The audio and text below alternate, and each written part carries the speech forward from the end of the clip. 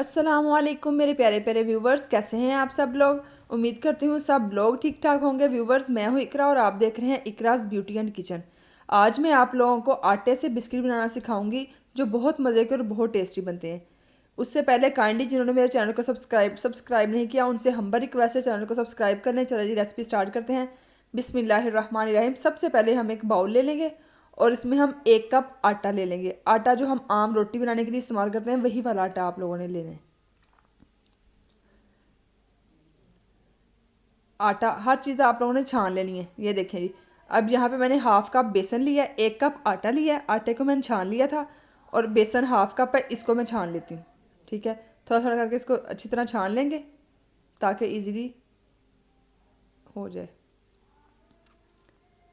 इसको छान लिया। अब यहाँ पे मैंने 1/3 कप शुगर ली है, शुगर पाउडर। इसको भी छान छान के रखा हुआ है मैंने, ये भी ऐड कर देंगे।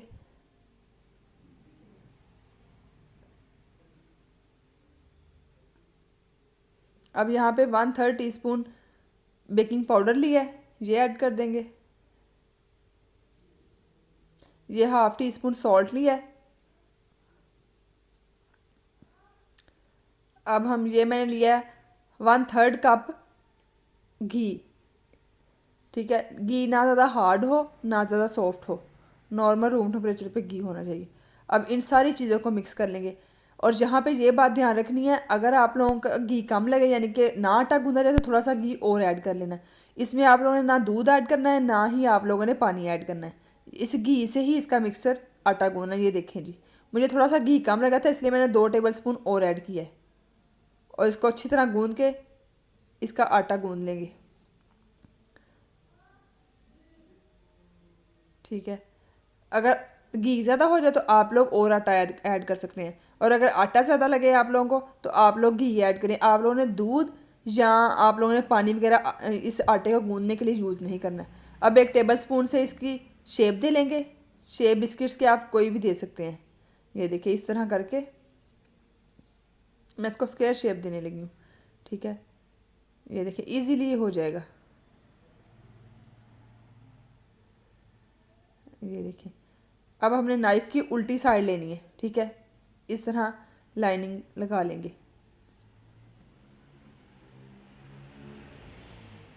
ये देखें जी, इस तरह सारे बना लेने हैं। ठीक है, अब इसको हम ये मैंने फॉइल पेपर लिया, एक प्लेट पे ऊपर लगा दिया। अगर आप लोगों के पास ये फॉइल पेपर ना हो तो आप लोग सिंपल प्लेट के ऊपर ऑयल लगा के उसको ग्रीस कर सकते हैं या बटर पेपर भी लगा सकते हैं। ये देखिए जी, मैंने सारे बिस्किट्स बना के रेडी कर लिए हैं। अब हमने क्या करना है, अब हमने यहाँ पे थोड़ा सा दूध लेना है और इसमें 1 table spoon sugar powder add करेंगे। ये देखें इतनी, और इसको अच्छी तरह मिक्स कर लेंगे। अब हम शुगर पाउडर ये दूध को ब्रश की मदद से बिस्किट्स के ऊपर लगाएंगे। इससे जो है हम बिस्किट का कलर बहुत अच्छा आएगा। अगर आप लोग दूध नहीं लगाना चाहते आप अंडे की जर्दी भी ऊपर लगा सकते हैं। अंडे की सफ़ेदी नहीं, सिर्फ जर्दी आप लोगों ने लेनी है। उसको अच्छी तरह फेंट लेना है और वो ब्रश की मदद से ऊपर लगा लेनी है। ये देखिए जी, अब सारे बिस्किट्स तो मैंने लगा लिए हैं। अब यहाँ पे मैंने थोड़े से मेवे लिए थे, खुशक मेवे जात, उनको मैंने बारीक बारीक कट कर लिया। वो ऊपर थोड़े से डाल देते हैं गार्निशिंग के लिए। इसी तरह सारे लगा लेंगे। आप लोग इसके ऊपर सिंपल बादाम भी रख सकते हैं। ये देखें जी, सारे मैंने लगा लिए। अब हम इसको बेक होने के लिए रखते हैं। यहाँ पे मैंने पतीले को प्री हीट होने के लिए रख दिया था। ये देखें जी, तकरीबन 10 से 15 मिनट हो गए। अब हम एहतियात से इसके अंदर प्लेट रख देंगे और इसको 25 से 30 मिनट तक कुक करेंगे, बेक करेंगे यानी कि। ये देखें जी, तकरीबन 40 मिनट हो गया। अब हम चेक कर लेते हैं।